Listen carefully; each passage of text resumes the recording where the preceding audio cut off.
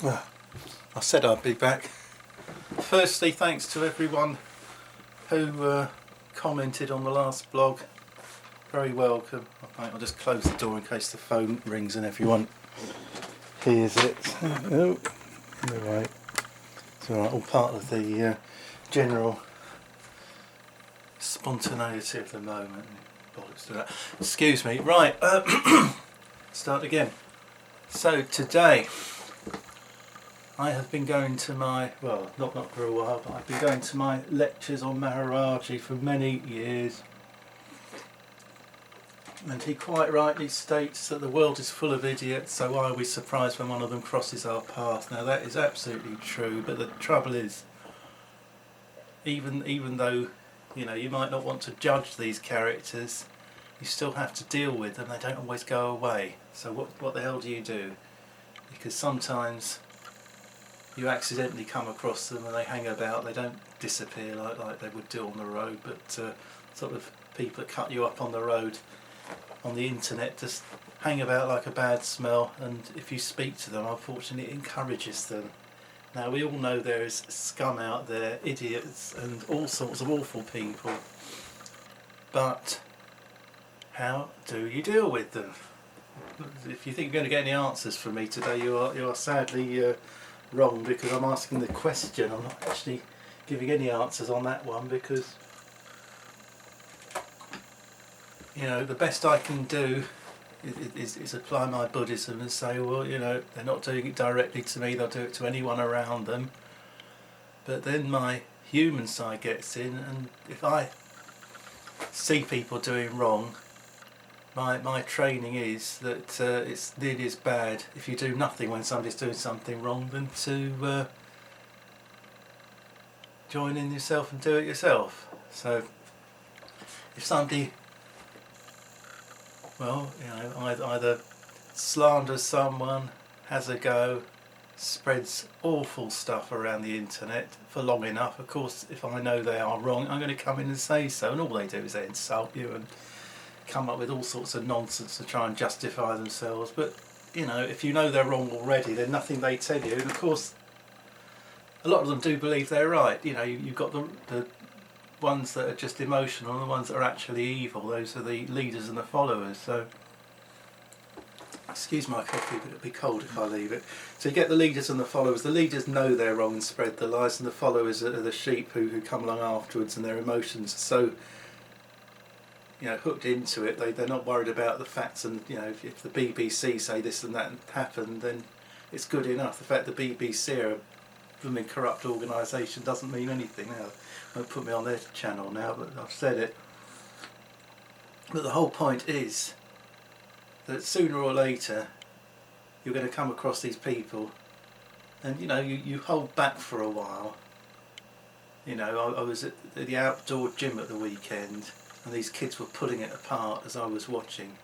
And, you know, if you lay a finger on a child now, you'll be locked in prison and on the sex offenders register for the rest of your life. So I didn't sort of physically do anything, or, you know, even move from where I was. I just watched them, and I didn't even say anything. And as soon as one of them picked up one of the pieces they had removed and walked away with it, I had to say something. So I got all the usual, you know, we can do whatever we like, fuck you sort of thing. Actually, they didn't say that, but, you know, that was the only thing they didn't say to me. And I think, well, you know, we know there are people like that around, but, you know, if I'd stood back and done absolutely nothing, I would have thought, well, these kids had a chance to do something about it and to know they were wrong. And if I hadn't done anything, just like these people on the internet, they would have gone for another day or another week or another month or another year and thought that everything they were doing is okay. If you don't challenge wrongdoing in your presence, you know, you are put in a place to witness wrongdoing. And if you're put in a place to witness wrongdoing, that implies that you have a role there. You're not just sitting there watching people take society apart one way or another. It's your duty, unfortunately, to go out and do something. So I'm just checking my time so I don't overrun. So that is the dilemma we have this weekend. It's not the weekend now, it's Tuesday, but it happened over the weekend, so that's what I'm referring to. So that's what I've been doing since the last visit here. It's darn hard work, I can tell you. Anyway, well, one of these people just accused me of being part of Israeli intelligence as if it was an insult. I think that's the biggest compliment I've had for years. Me, Israeli intelligence. I mean, there you go. It just shows people don't realise what they're doing and what they're saying, but they're happy to live in a world of their own sometimes. But on my background, I have studied at college full-time for 4 years because I got kicked out of accountancy because I couldn't handle the figures enough to pass 5 subjects in a year. So that was a year of my life not completely wasted because people now pay me to do their accounts even though I'm not qualified. So it wasn't a complete waste of time because I do know how to fill in a balance sheet. And 3 years doing law and then another 3 years part-time doing counselling. Now the one thing you can't get away with in law or really counselling is to come out with statements without a hell of a lot of sources and facts and research.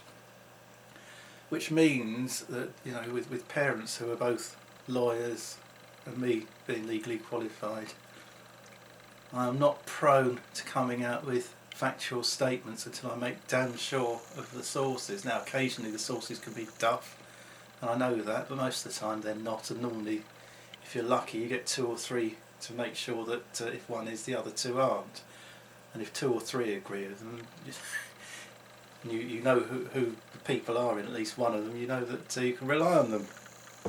So when I go on the internet and come out with my opinions, they're not really opinions, they're actually statements. An opinion you don't know, a statement is when you've already done your research, find out what the truth is, and you are telling someone, no, you're wrong, CO2 made by man does not cause global warming, it can't because this, that and the other, and they'll tear it apart and ignore it and make no reference at all to the fact that the people who said that aren't me. I'm just passing on the information because my money is being stolen just like yours is in the name of global warming. And people are dying because they're not getting help for malaria, and they're chucking raw sewage in the sea because money's being spent on green energy projects, which is basically the equivalent of getting the money and burning it instead of burning oil. It's just as effective. And the best way of actually getting a solar panel to work is to burn that as well. It takes about 1,000 years for one of those to pay itself back. You get an hour's TV watching from a large solar panel. The average cost is £8,500, and they will save you about £55 a year on your gas and electricity. Even I can work out the answer to that one. Chuck them in the bin. Solar panels are the biggest joke on earth. Now that peep is telling me one thing, that I have to wind up and say goodbye, but I hope my little story about verifying the truth and dealing with absolute arseholes has been helpful. I might spur you on to learn a few things of your own based on it, and I'll say goodbye for now.